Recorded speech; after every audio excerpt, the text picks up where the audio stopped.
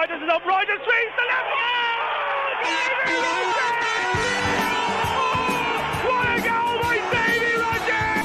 Not one person in this stadium seen this coming.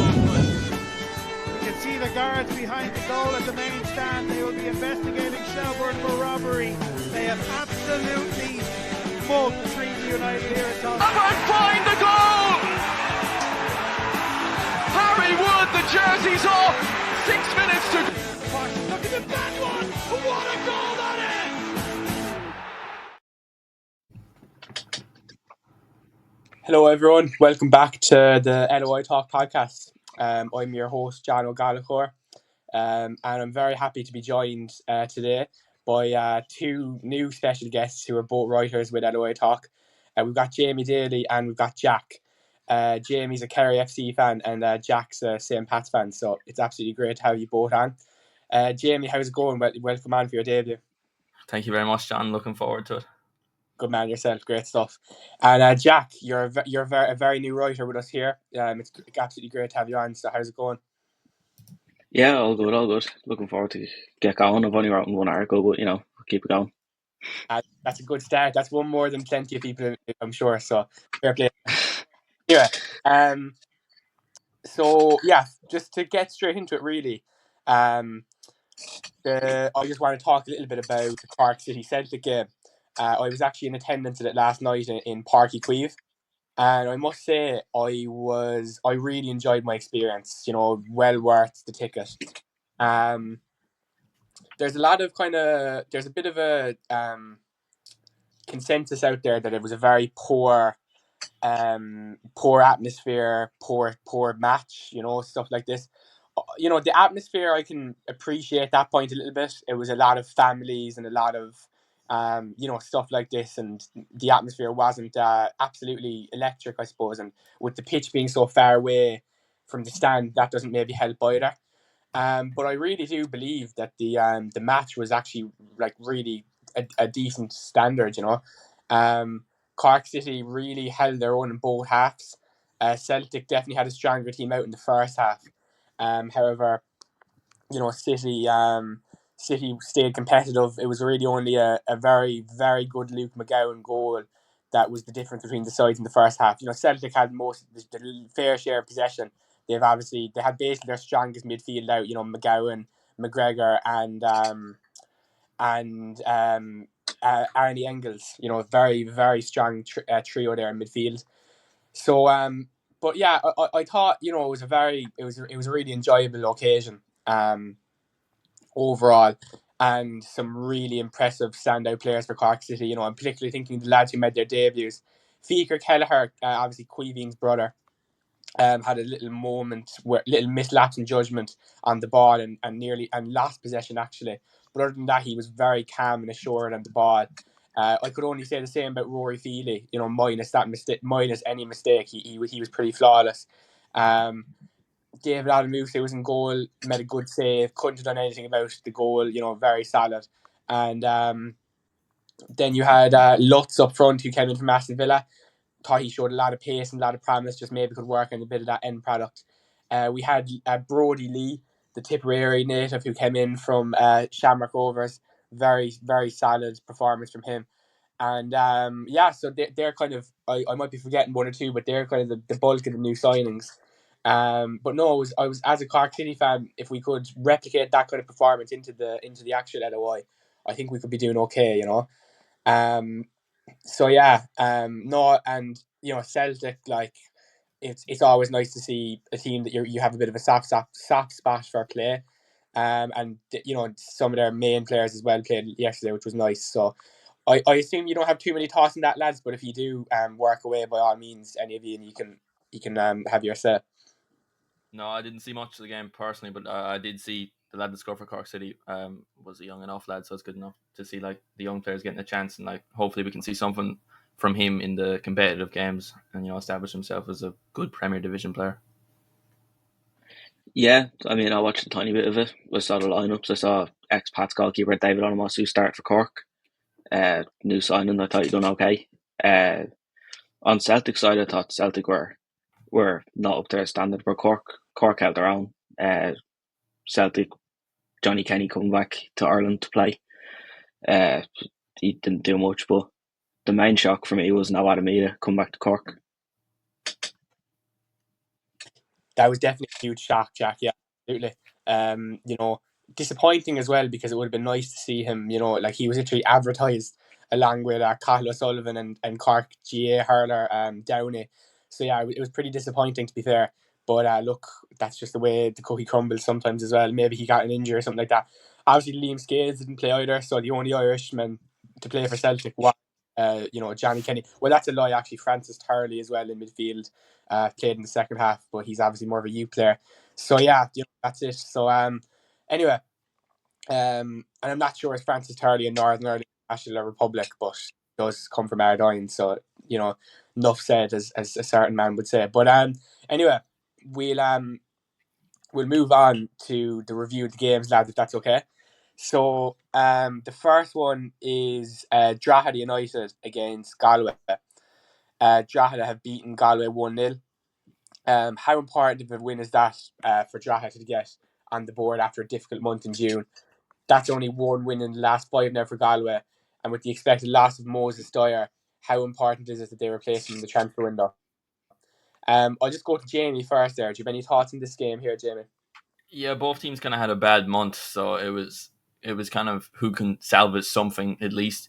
Drogheda were without Warren Davies, I think, and the man coming in to replace him was Kareem, who ended up scoring the goal. Thomas Alua, who was replacing Douglas James Taylor, he's done very good in the first division in recent years. He hasn't really done anything this season for Drogheda. I was kind of expecting more from him, but ultimately they'll be happy enough. They're not really a team that scores a lot of goals, so 1-0 is kind of what you expect from them. It's been a decent enough season, without including obviously the last month really, off the pitch and on the pitch. But I think they'll be happy with that. Their form at home, it tends to be really good. Absolutely. Jack, do you have any thoughts on this game? Yeah, I thought Drogheda, this was a must-win game for them, and they did. With no Europe coming up this season or this month, they have a severe lack of games, and yeah, this had to be a win for them. On the look at Galway's on Galway, they need a big replacement for Moses Dyer to come in now. Yeah, absolutely. That's sorry. Yeah, that's a pretty fair analysis, I would say. The next game was Shells against Cork City. So it's a good start to life for Joey O'Brien as now head manager. You couldn't ask for much more than that. Also, an interesting choice, which was heavily criticised by City fans, for Gerard Nash to not start some of his new signings. And it really worked against him, because obviously Captain Charlie Lyons ended up getting a red card, and he's now suspended for 3 games, which is honestly maybe a good thing in some ways, because I have great time for Charlie Lyons. He was brilliant last season, but he just hasn't really done it this year. So, Nash is going to be essentially forced to play Fiachra Kelleher now for these next 3 games, so hopefully he can get on a little bit better without sounding too biased. Jamie, what did you kind of think of this game? Yeah, it was a needed win for Shells. The first and stuff left, yeah.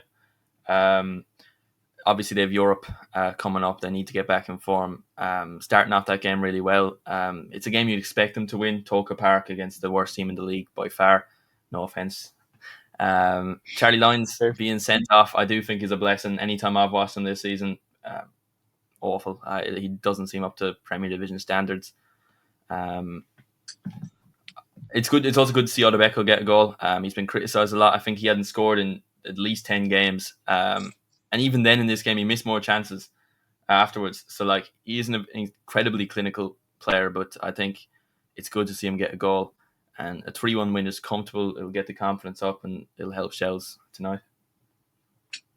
Absolutely. The Adam Beckel point is a good one, because there's no doubt that this lad has bags of talent.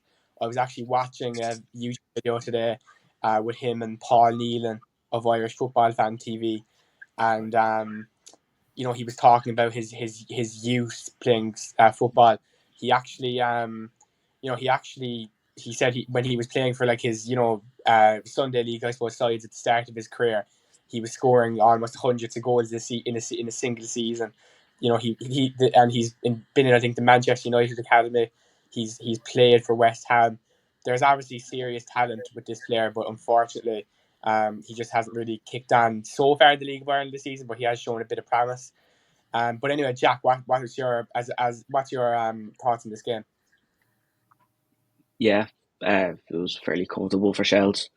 Joey O'Brien coming in, he said in an interview that not much has changed, although a lot has changed, and I'd agree with that. It was what you'd expect from Shells. Cork, on the other hand, yeah, fans must be disappointed. Like going up to Dublin, expecting them to put on a bit of a show, and then no signings playing. Maybe they're selling them for Celtic. They wanted to put on a show for Celtic, but overall, it just wasn't good enough from Cork.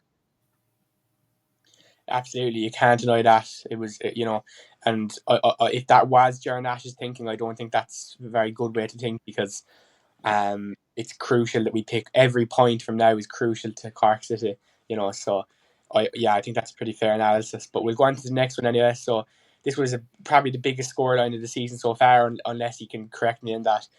Derry City 7, Waterford 2. What a run Derry have been on. Can they be labelled as serious title challengers now? Rovers are ahead by a fair distance, but they're absolutely on an amazing run of form. And after this game, it also begs the question: are Waterford in danger of being dragged into a relegation playoff scrap with Sligo, or less likely with Cork City? I don't know. So we'll go to Jamie first. What did you think of this one? I mean, Michael Duffy still being one of the best players in the leagues for at least a decade. I mean, he's incredible. Like 4 assists, I think he scored in the game as well. He's just top class. And Liam Boyce up to 8 goals for the season. Good first year in Irish football. Diallo scored a beautiful goal. I wouldn't really worry for Waterford, to be honest. Like, obviously, it's not a great result, but we've seen these kind of one-off results. It's whether it continues, and I think the next 2 or 3 weeks will be telling.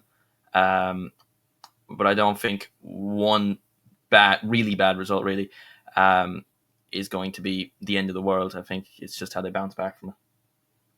Yeah, that's totally fair. We'll go to Jack there, so.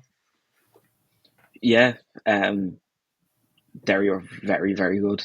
They still had a couple of leaks, and goal. Brian Marr, wasn't his best game, but yeah, Derry just dominated. Michael Duffy showing why he still has it.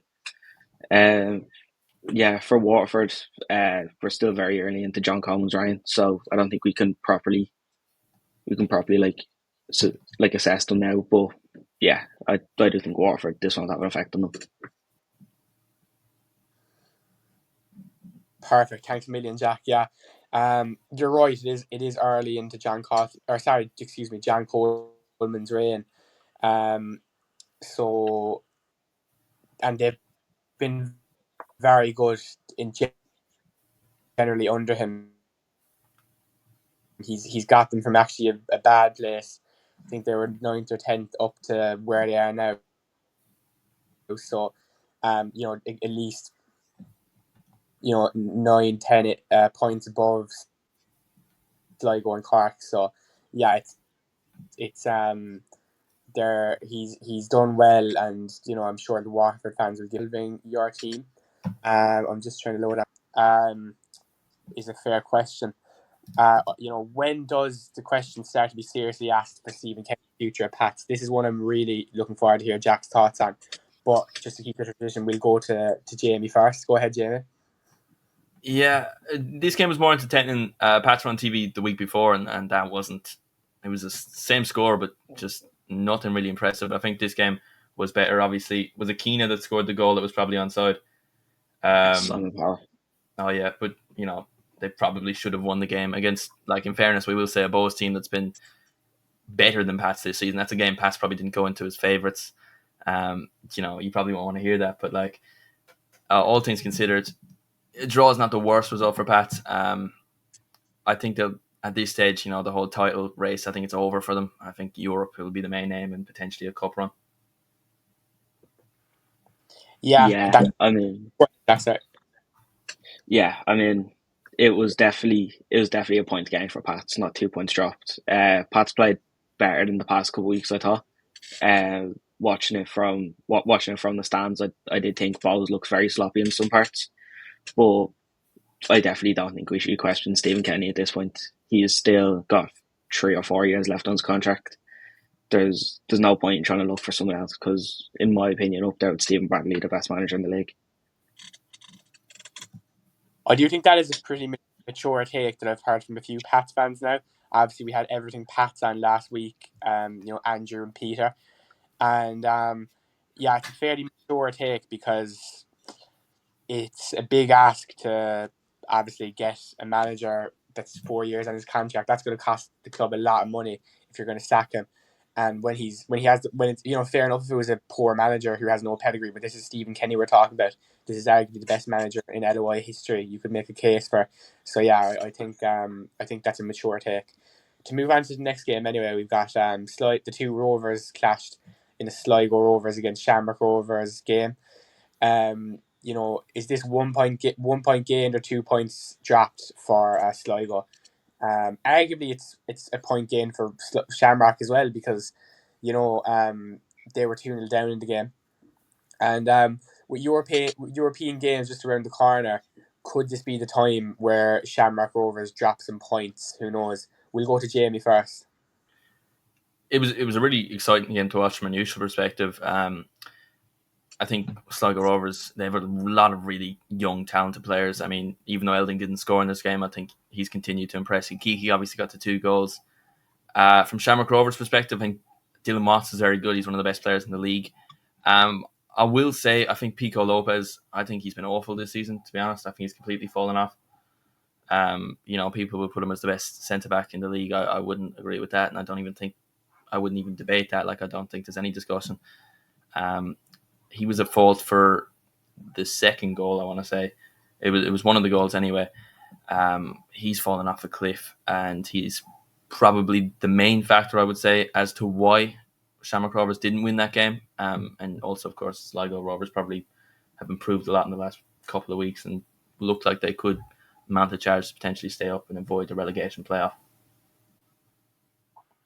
Yeah, they are looking much better over the last few weeks, and I've always argued that they do have some good players, but they're doing better than even I thought they were capable of in the last few weeks. So, which is not good news for Cork City or Waterford, I would say.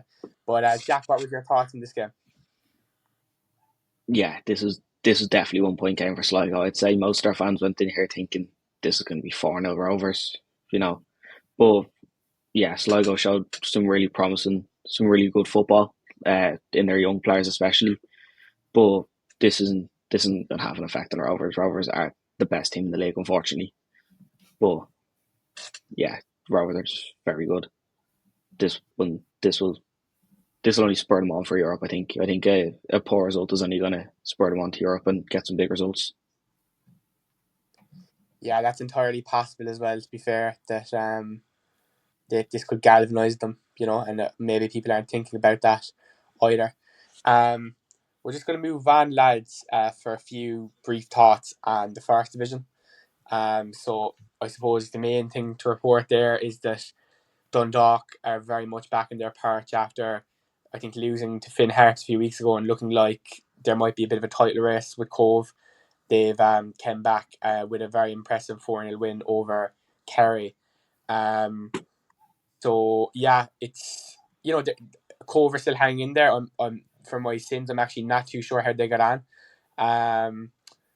In the last match week, They be Athlone. They be Athlone, so that's good. They're still up there. So we'll go to our Kerry correspondent there, Jamie. What's your kind of synopsis of the First Division at the moment? Dundalk have definitely been the best team that came to Mantock Park. I think they were a lot better on Friday night than they were the first time they played there this season. Owen Kenny's a player who really impressed me. He's kind of been out of form, but I thought he was really good. His only goal of the game, beautiful. Though I would say that the third and fourth goal we consider were quite sloppy. Bray won as well, I think, against Wexford, and then obviously Cove won against Athlone. So the title race is still alive. Bray obviously played Dundalk this week, so I don't think it's over. I think there's room for slip-ups. I think there's 3 good teams, but I would say it's really between Dundalk and Cove Ramblers. But I do think Dundalk overall would just be better and more consistent. Yeah, I think that's a pretty bang on analysis. Like that's kind of how I would view it as well. Even though Bray and Cove have both been quite impressive, because this is at the start of the season, especially there was shouts that this is the best first division team ever, which is a big statement because there's especially in the last few years there's been some solid first division teams, big clubs, um, so the fact that Bray and Cove have made some bit of a fight out of it, I think, is a great achievement in and of itself. But we'll go to Jack there. Do you have any thoughts at all in the first division? Yeah, I mean, I've not got much of an interest in the first division, but from what I gather from it, just from having like notifications for them on like Form or Live Score or whatever, it's been definitely one of the most competitive first divisions in a long while. I think Dundalk are Dundalk are a Premier Division team. They've been proving that. But Cove with the players like Barry Coffey and just some really good players. Barry Coffey's got what, 15, 16 goals in the league so far. Cove are definitely up there. And Barry having some good young players, especially notably Billy O'Neill. He's starting to rack up the goals now. He scored a beautiful goal a couple of weeks back against that loan. But yeah, it's definitely not over. There's only 3 or 4 points between Cove and Dundalk. I still see Cove and Dundalk being the top two though. Yeah, I think that's most likely. We'll just swiftly move on there, so lads, to the European games real quick. So tonight, obviously, and we're all eager to get off this podcast so we can go and watch it, is Shelbourne against Linfield. It's going to be an absolutely huge clash. All Irish, all Ireland, Island of Ireland affair. And then we've got St. Pat's against Hegelman of Lithuania. So yeah, it's going to be two interesting games, and I'm sure Jack is going to give us some very good insight into the St. Pat's perspective for tomorrow. Obviously, Shelbourne is actually a UEFA Champions League qualifier because they won the league, and St. Pat's are trying to get into the Conference League. Yeah, my brief thoughts, Linfield aren't to be sniffed at. They're the biggest club in Northern Ireland and obviously the best because they've won the league there. However, I do think we saw the gulf in class between the League of Ireland and the Irish League. When Larne came to Shamrock Rovers, or it was the other way around. But Shamrock Rovers beat them quite well. With that being said, Shells have been on form, particularly this season, so Linfield could easily catch them out. But my prediction here is I actually see Shelbourne being at home. I see them winning maybe 1 or 2-0, but that could be well wrong, and Linfield are going to be well up for it.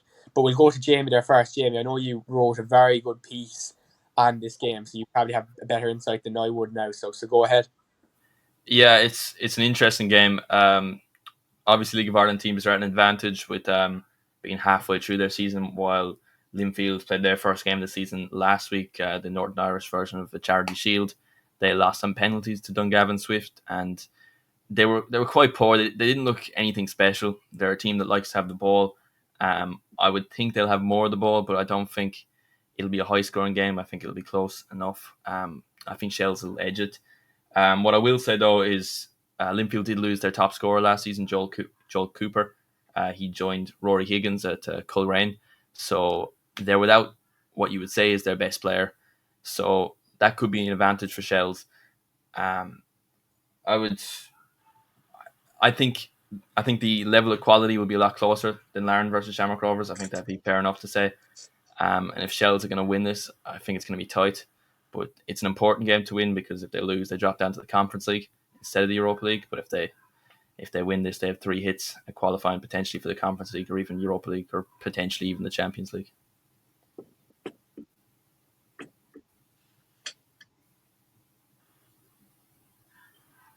Thanks very much, Jamie. Yeah, that's interesting about them losing their striker as well.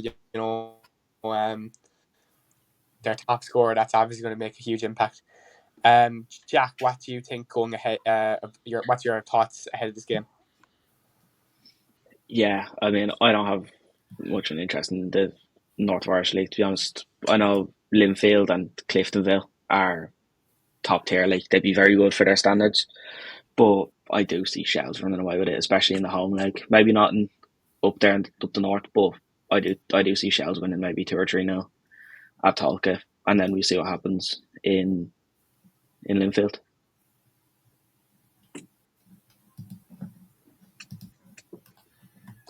It's certainly going to be a very interesting tie. So yeah, thanks very much, Jack. I hope I haven't cut you off there. A little bit glitchy, but you can't control that. Anyway, we'll move on to St. Pat's versus Hegelman. For the little we know about Linfield, we know even less about FC Hegelman, I would imagine, of Lithuania. So, can Pats do it? It's obviously not going to be the best team in Lithuania because, if it was, it would have been the league winner. So perhaps Pats can do it. And they do seem to be picking up form over the last few weeks a little bit, with that performance against Bows we were speaking about, etc. So we'll go to Jamie first. What's your kind of thoughts ahead of this one?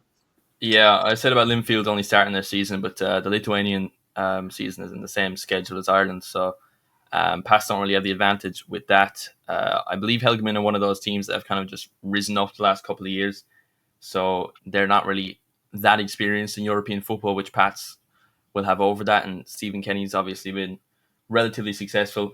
Dundalk qualified for the Europa League in 2020, I want to say. And to be fair, Pats did well last year. I mean, only losing out to a Turkish side, I believe, in the last round of qualifying. So maybe form-wise, they haven't been great, but the coefficient rankings would suggest this should be a game that Pats win. And I could see Pats going far. And obviously, with the fact Drogheda have been kicked out, we need them to be going through for our coefficient and stuff. So it's an important game. One I'm expecting them to be win. And with Stephen Kenny's record with Irish teams in European football, I would expect him to do that.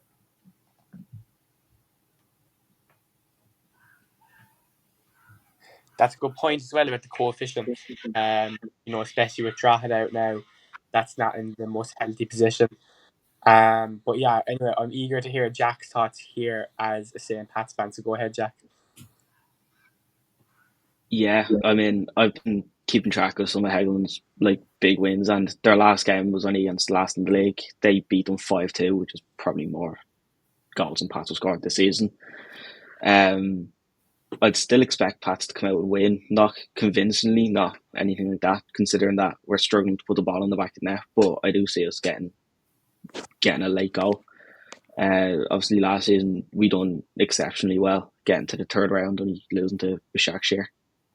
And yeah, I do see us, especially making it through this round, and then you see what happens through there.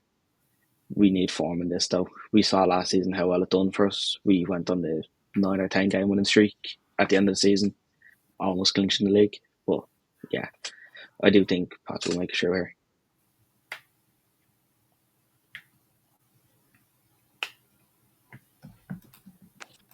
That is very true about how good your run was last year. So hopefully, again, for the sake, not that I like Pats necessarily, but for the sake of the coefficient, I do hope they do well. Yeah, absolutely. We'll go on to the previews there, so guys. So we obviously, due to the European fixtures, there's actually only 3 matches this week in the League of Ireland. Those are Bohemians versus Galway, Waterford versus Cork City, and Sligo Rovers versus Derry City. So we'll just cover Bows against Galway first. Only 1 defeat in the last 5 for Bohemians. How important is it for them to get a good run of results as we approach the crucial stages of the season, which we are obviously approaching now, as you know? And Galway are only 9 points clear of Sligo in the relegation playoff. Could they also be dragged into a scrap if they don't start getting results? Obviously, a loss in the last game to Drogheda was a little disappointing for them, considering Drogheda's recent form. So yeah, this could be a messy one for Galway, considering if we take form into account. But football is played on grass at the end of the day. We'll just go to Jamie first. So go ahead, Jamie. Yeah, it's an important game for Bows. They have the game in hand on 2 games in hand on Shamrock Rovers. So if they're going to make any sort of title charge, I think the next 2 games will be important to get anywhere near close. And even then, I think if they win the both games, they'll still be 5 points off. So dropping points here at home to a Galway team who haven't been great 2 wins in their last 11, I want to say. Yeah, I don't think Galway will go down. I think they're too good. I think they have too much individual quality, even if they've lost Dyer. But I don't think they'll have enough to beat Bohs. I think they'll take a little bit more time to get back on track. I'd be expecting Bohs to win and comfortably enough.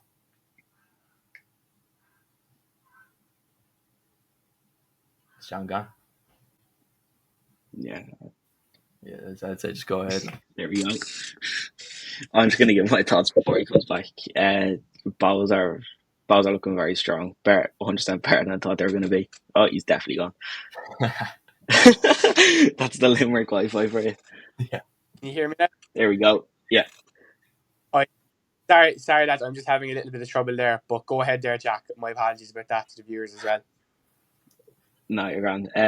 Yeah, Bows are looking very good. The 2 games in Rovers are going to be vital, I think, especially come the end of the season when it might become a bit tight. Galway, they always put up a fight when they come away from home, especially when they go to a Dublin club. We see that when they go to Pats and they go to Rovers and they go to Bows, they go to Shells. They always look to impress, and 9 out of 10 times they do. It definitely won't be an easy game for Bows, but I do see them coming away with a win.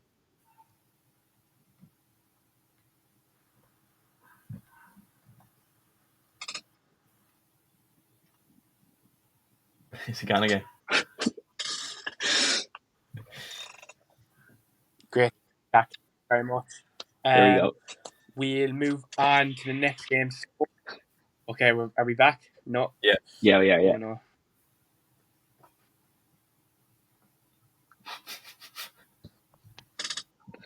Yeah. Okay. I think we're starting back. The next game is Waterford against Cork City. A Munster derby down in the RSC live on Virgin Media Television, by the way, for anybody who's not able to make the trip. How important of a result is this for both teams? Like, to me, it's absolutely crucial. It's a real 6-pointer. Like, if Cork City can go and win this, they absolutely drag Waterford back into a dogfight. But if on the flip side, if Waterford can win, it almost solidifies. He's going to finish the sentence by the end of this. Yeah. Let's just go ahead, or yeah, you might as well. If he comes back, he comes back. Yeah. I think if he's gone completely. Okay. I think Cork City don't win this, I think they're as good as relegated. Waterford will have double their points. So I think best case scenario, City end up finishing 9th and playing a relegation playoff, and I think they lose to Cove Ramblers, which would be a funny result to lose to their B team. But that would actually be hilarious. Waterford. Sligo Rovers could challenge them, but I think they'll be safe enough. I think the relegation automatically definitely Cork City at this stage. It's probably a good thing John can't hear us to hear that. But yeah, I think they're as good as gone if they'll end up losing this game. Yeah, this is a big game for both teams. Waterford need to bounce back from that defeat to Derry. Cork need to get their season up and running. Fitness could be an issue for Cork playing the game on Tuesday, but yeah, like you said, I think it's wrapped up if Waterford get the win. Right, but I'm back. There we go. Yeah, automatically the connection is much better here, so that this is going to be the headquarters from now on, definitely. However, look, it's a huge game. I don't know, did actually hear my thoughts? Was I on for that, or did I get kicked off? A little bit, yeah. A little bit, okay. I won't go over it again, but it's to me it's a 6-pointer for both teams. Right, the last game is Sligo Rovers against Derry. Cork City, it's saying, which can't be right. Yeah, Derry, obviously. Yeah. So just apologies there, lads. We just made a slight error with that. It's actually Sligo Rovers against Derry. This is going to be another interesting game. Both two teams who are in very good form. Do you know, if Sligo are able to mend off Shamrock Rovers, surely they can give Derry a game as well, you would imagine. But it's going to be a very tight one. So we'll go to Jamie first. Jamie, how do you think this game will kind of peter out? I think there'll definitely be goals. Sligo Rovers aren't great defensively. Neither are Derry, particularly when they're challenged. It's one I'll definitely be watching because obviously Sligo play on the Saturday night. It'll be exciting. I think it'll just kind of be who can outscore who. I think it's as simple as that. But I would expect Derry to come out with 3 points. I think they're the only team that can really challenge Shamrock Rovers. And if they are going to do that, they should be beating a team like Sligo Rovers, all things considered. If Sligo were to win it, and Cork City were then to lose as well, I think that's them just dead and buried. I think there's no coming back from that. That's very accurate. Yeah, it would almost. I hope I think for most people, unless you're like a Waterford fan, I think would want to see as much competitiveness down there as possible because it just gets very boring when there's such a big gap as there has been over the last few weeks. But there is still time to salvage it, and this game week will be very crucial in terms of that. Jack, so what's your thoughts here? Yeah, I mean, on paper, looking at the league table, this should be a handy one for Derry, but we know it's not. Sligo are starting to turn the showground into a bit of a fortress when they bring teams like Shamrock Rovers and even Pats, I guess, a couple of weeks ago. Pats only narrowly beat them 1-0. But yeah, like Sligo have got some very good talent we talked about earlier with the young players like Owen Eldon. But I do see Derry winning this in the end, just solely because of how good Michael Duffy is and the rest of the squad. Tiernan Lynch seems to have them on just fire on all fours. Tiernan Lynch has really definitely bridged the gap between the Irish League and the League of Ireland. He's done a phenomenal job so far. After a bit of a rocky start, if people can remember, he struggled a bit at the start, but he's really starting to improve in recent times, it must be said. Bukali, lads, that's going to bring us basically to the end of the episode. It's been absolutely great to have you both on 2 debuts. I really do hope we're going to see the two of you more on the podcast. Do you have any final thoughts before we say goodbye to the listeners? Thanks for having me on, John, and just looking forward to the European games. It's funny previewing them, and the people listening will have already know the results, but hopefully we don't look too stupid. Thanks for having me on.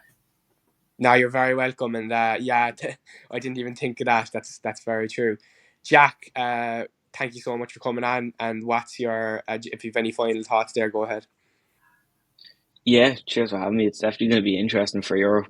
Hopefully, when this comes out, I'm not crying in the corner of my room because Pats are knocked out. But hopefully, all teams in Europe get through, but mainly Pats. If we're off camera, I don't care about any of the ones. I love it, but we'll stay dishonest on camera as most outlets are, I suppose.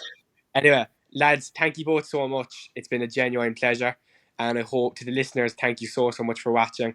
If you enjoyed and you're on YouTube, please leave a subscribe and a like. Thank you so much. We'll chat to you next week. Towards where Davy Rogers is up. Rogers swings the left. Oh, Davy Rogers!